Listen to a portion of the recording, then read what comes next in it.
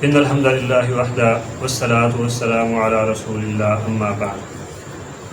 اللہ رب العزت کی رحمت کے ساتھ اس کی توفیق کے ساتھ آج سے ہم بروز جمعہ 11 تاریخ ستمبر کا مہینہ 2020 ہے، اللہ کی توفیق کے ساتھ ہم بلوغ المرام کا سبق پڑھا کریں گے۔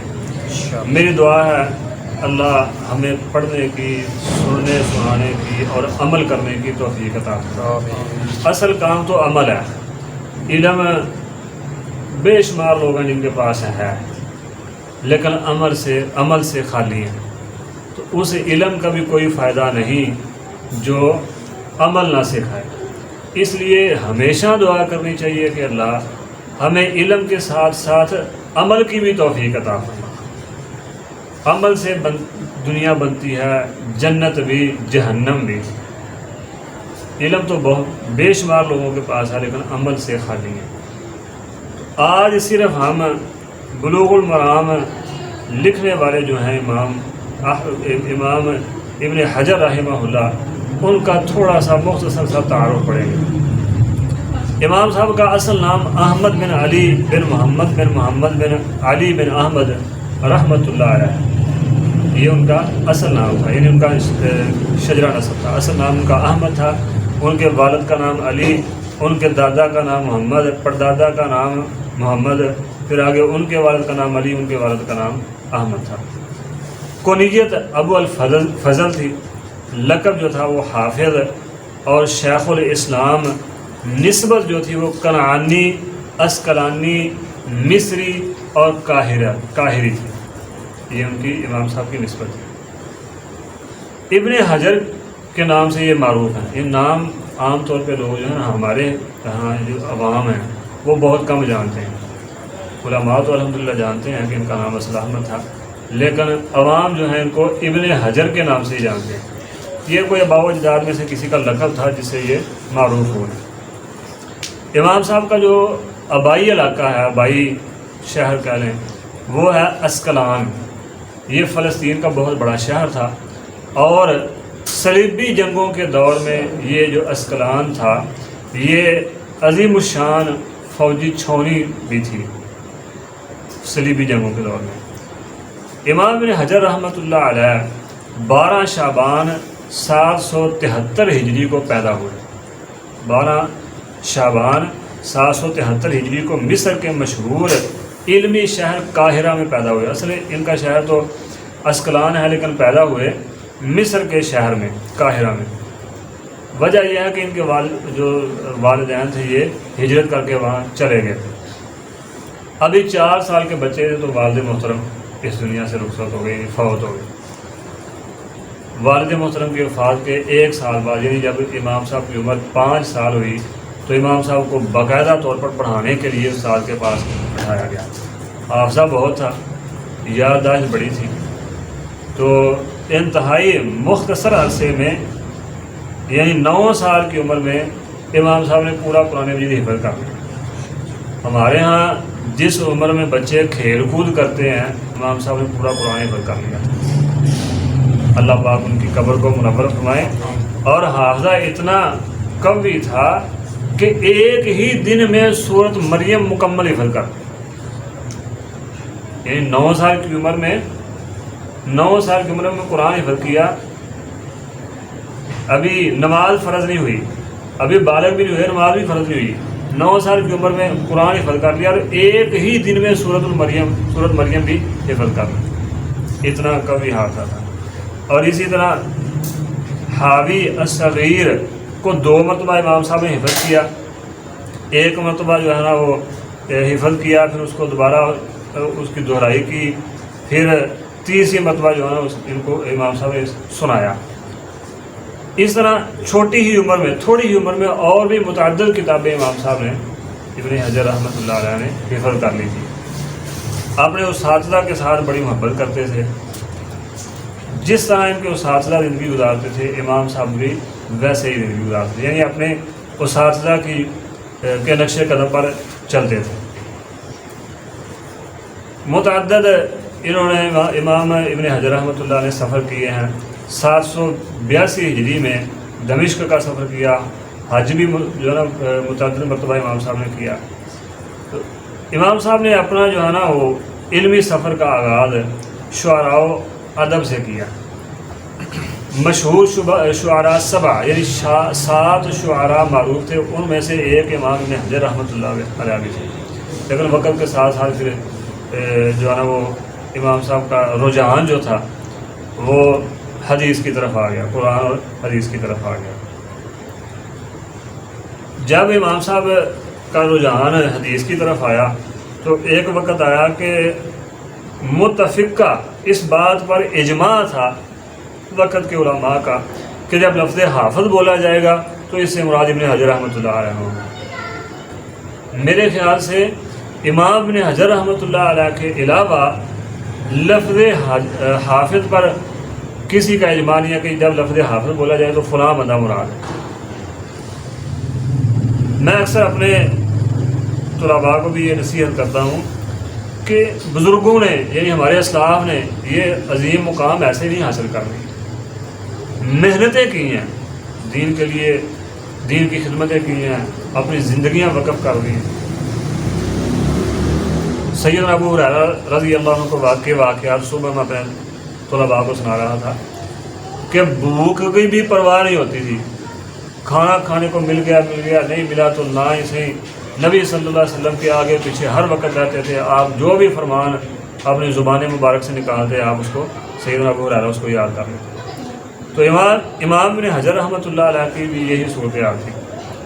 ہمارے بچے اس عمر میں، جس عمر میں امام صاحب نے قرآن حفظ کر لیا تھا، ہمارے بچے آج کل کے موبائل چلانا سیکھتے ہیں، کوئی موبائل چلانا سیکھ رہا ہے، کوئی گڑیاں ڈالنا سیکھ رہا ہے، کوئی کچھ کر رہا ہے، کوئی گیمیں کھیلتا ہے۔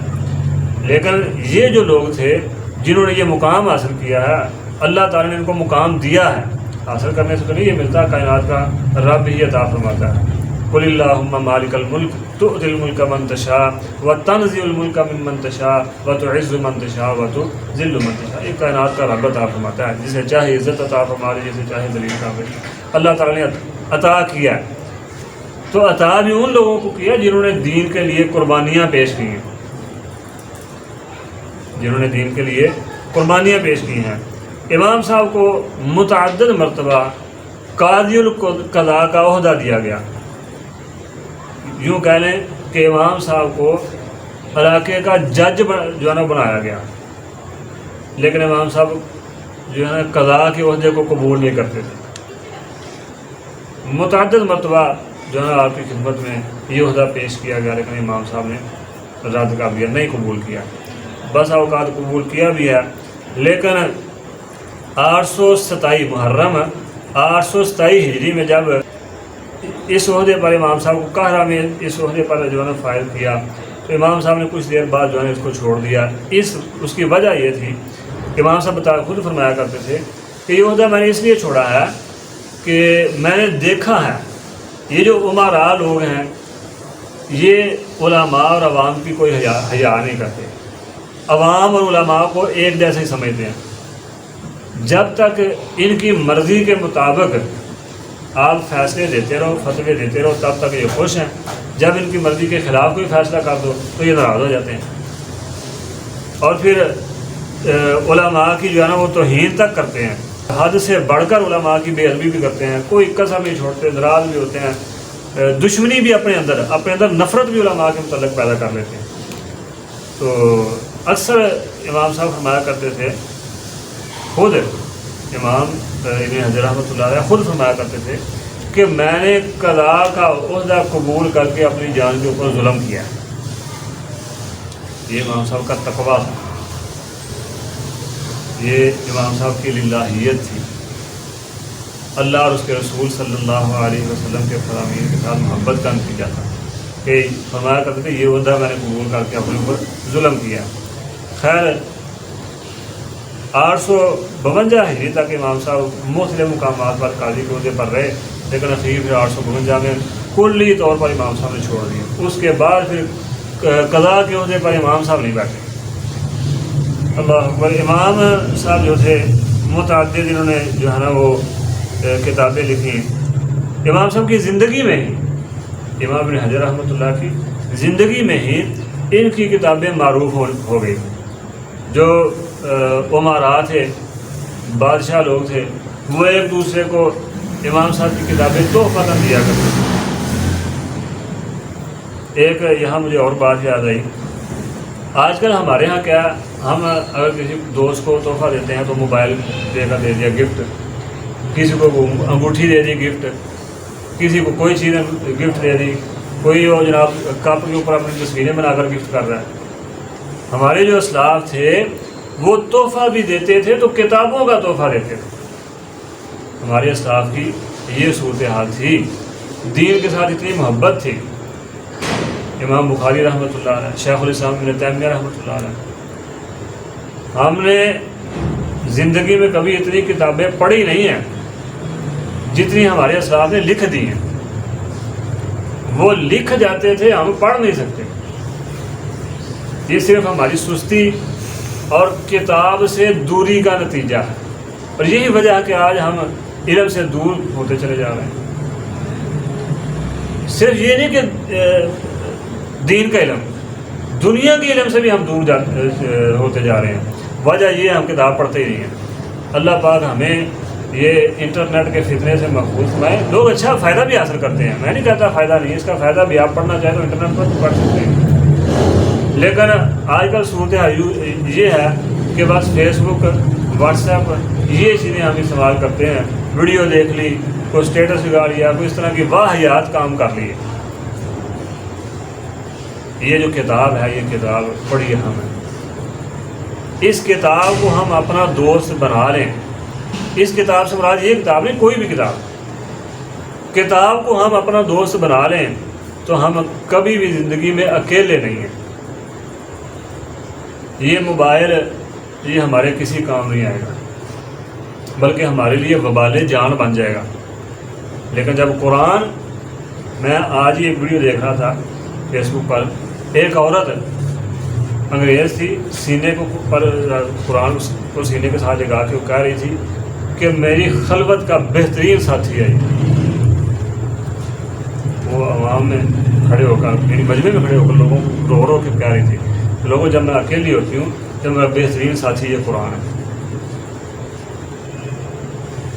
اندازہ کریں کہ وہ لوگ جو قرآن کے دشمن تھے، قرآن کے اسلام کے دشمن تھے، بلکہ تھے نہیں اب بھی ہیں، ان میں اللہ تعالیٰ نے ایسے ایسے لوگ پیدا کر دیے کہ وہ قرآن کے ساتھ محبت کر رہے ہیں. اور ہمارے تو باو اجداد قرآن کے ساتھ محبت کرنے والے تھے. آج ہماری کیا صورتحال ہے، کسی کو کہنے کی ضرورت نہیں ہے. اپنے اپنے گریبان میں ہم خود ہی جانچ لیں تو یہ ہمارے لیے کافی ہوگا. علماء جو تھے انہوں نے امام صاحب کے متعلق تعریفی بہت سارے کلمات کہے ہیں. امام سیوطی رحمہ اللہ نے، اسی طرح علامہ عراقی رحمہ اللہ نے. امام ابن حجر رحمۃ اللہ علیہ کے متعلق یہ بھی کہا جاتا ہے کہ امام صاحب کے پلے کا بندہ، امام صاحب کے مقابلے کا بندہ آج تک پیدا نہیں ہوا. یعنی ابن حجر رحمۃ اللہ کے مقابلے کا بندہ آج تک پیدا نہیں ہوا. امام صاحب نے متعدد کتابیں لکھی، تقریباً 250 کے قریب امام صاحب نے کتابیں لکھی.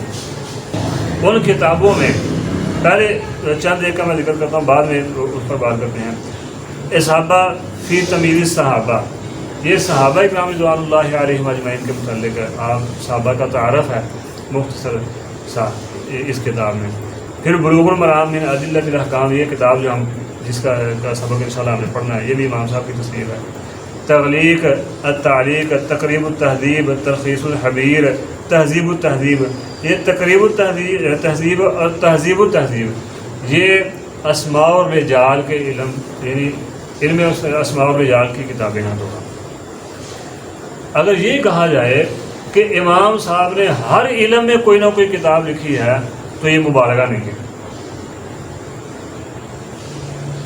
حدیث کے متعلقہ، قرآن کے متعلقہ جو بھی علم ہے، اگر کہا جائے کہ ہر علم کے متعلق امام صاحب نے کچھ نہ کچھ ضرور لکھا ہے تو یہ مبالغہ نہیں ہے. اسی طرح الدرایہ فی تخریج احادیث الہدایہ، اور متعدد کتابیں ہیں جن کے کچھ ایسی ہیں جو ہے وہ چھپ چکی ہیں، کچھ ایسی ہیں جو نہیں چھپی. ان میں سے ایک کتاب جو ہے وہ ہے فتح الباری، بخاری شریف کی شرح ہے، بڑی کمال کی شرح ہے، بہترین شرح ہے۔ امام صاحب نے یہ جو لکھی تھی نا فتح الباری، اس کا آغاز 817 ہجری میں کیا تھا، اس کا آغاز 817 ہجری میں کیا تھا۔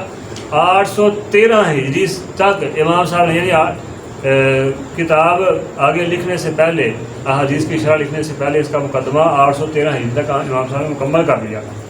817 ہجری میں شروع کی اور چلتے چلتے 842 ہجری میں امام صاحب نے یہ کتاب فتح الباری مکمل کی۔ صحیح البخاری کی بہترین شرح آج تک جو ہے وہ فتح الباری ہے۔ امام صاحب نے یہ کتاب جب لکھی تو اس کا چرچا ہوا، لوگوں میں مشہور ہوئی کہ امام ابن حجر رحمۃ اللہ علیہ نے، حافظ ابن حجر رحمۃ اللہ نے بخاری کی شرح لکھی ہے فتح الباری کے نام سے۔ تو وقت کے جو تھے اس وقت امیر المومنین یعنی جو مسلمانوں کے خلیفہ تھے، انہوں نے پھر امام صاحب سے یہ کتاب خریدی۔ جب یہ کتاب مکمل ہوئی نا 842 ہجری میں، رجب کے مہینے میں یہ کتاب مکمل ہوئی، پہلی یکم رجب تھی جب 842 ہجری کو امام صاحب نے یہ مکمل کی، تو ایک دعوت کی، جو وقت کے بڑے بڑے علماء تھے ان کی دعوت کی، تو اس دعوت پر امام صاحب نے 500 دینار خرچ کیے۔ اس وقت 500 دینار خرچ کیے، بڑی قیمت تھی۔ تو بادشاہوں کو جب اس کا پتہ چلا تو پھر امام صاحب سے 300 دینار کے عوض میں انہوں نے یہ کتاب خریدی، خرید کر پھر جو وقت کے بادشاہ نے اس کو تحفہ دیا۔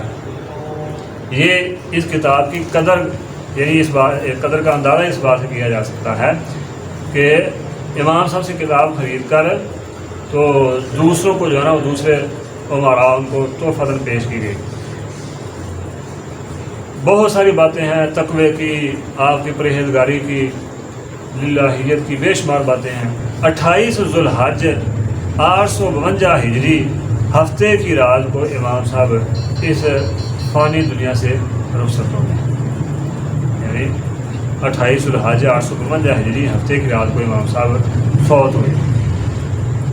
نماز ظہر کے بعد یعنی اگلے دن اتوار کے دن نماز ظہر کے بعد امام صاحب کا جنازہ ہوا، اور اتنا بڑا جنازہ تھا کہ اس سے بڑا جنازہ امام صاحب کے اساتذہ کا بھی نہیں تھا۔ جہاں تک نظر جاتی تھی لوگ ہی لوگ تھے امام صاحب کے جنازے، بڑی بڑی دور سے لوگ جو اپنے وقت کے امام مانے جاتے تھے، وہ بھی امام صاحب کے پاس آ کر علم حاصل کرتے تھے، امام صاحب کی شاگردی اختیار کرنے میں کوئی آر محسوس نہیں کرتے تھے۔ اور جب امام صاحب فوت ہوئے تو ان کا جنازہ بھی ایک جو ہے نا وہ الگ ہی سما پیدا کر رہا۔ جس دن امام صاحب فوت ہوئے تو ان کے جنازے پر جب جنازہ جانے لگا، جنازے سے پہلے بادل آئے تو ہلکی ہلکی بارش ہونا شروع ہو گئی۔ یہ کہہ رہے میں اس پر یہ لفظ بولنا چاہتا ہوں کہ جب امام صاحب فوت ہوئے تو آسمان کے بادلوں نے بھی آنسو بہائے۔ ایسا عظیم انسان اس دنیا سے گیا، ایسا عظیم انسان اس دنیا سے گیا کہ آسمان کے بادلوں نے بھی آنسو بہائے کہ یار عظیم شخص جو ہے شخصیت اس دنیا سے آ گئی ہے۔ بڑا امام صاحب نے بڑی جو ہے دین کی خدمت کی ہے، بہت بڑا ان کا جنازہ تھا۔ امام صاحب کو کرانہ کی قبرستان میں جو قاہرہ کے جبل مقتم کے دامن میں واقع ہے، امام دہلوی رحمہ اللہ کی قبر کے سامنے جو ہے نا وہ سپرد خاک کیا گیا، یعنی امام دہلوی کی قبر کے سامنے امام ابن حجر رحمۃ اللہ علیہ کی قبر بنائی گئی۔ تو یہ 28 ذوالحج 852 ہجری کو یہ سورج بھی غروب ہو۔